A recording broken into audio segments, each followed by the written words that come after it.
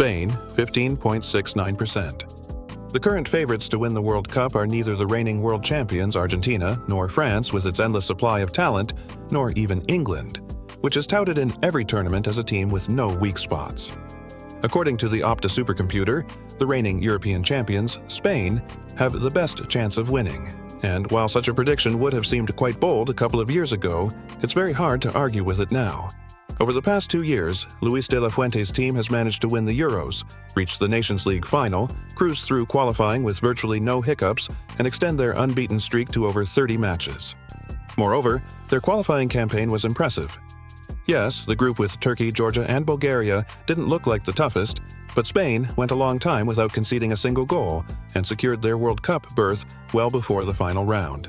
The team's main strength isn't even Yamal, although after a season like this, it's tempting to attribute it to him. In reality, for the first time in a long while, Spain looks like a national team that is almost entirely independent of any single star.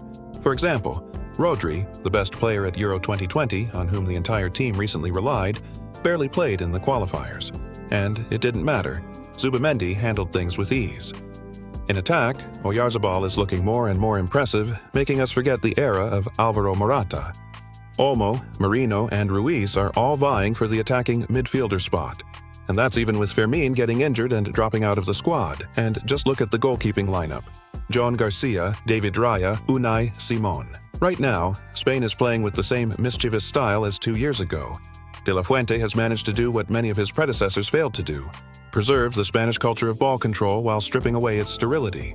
This team doesn't keep possession just for the sake of it. It's much faster, more direct, and more aggressive than the Spain we remember from previous World Cups. But there's a catch. La Roja still doesn't have its own version of Kane, Mbappe, or Alvarez. There's no striker who's guaranteed to score from a half chance and can single-handedly turn a match around. Yes, Oyarzabal, Ferran Torres, and others can make a difference, but it's still a slightly different story.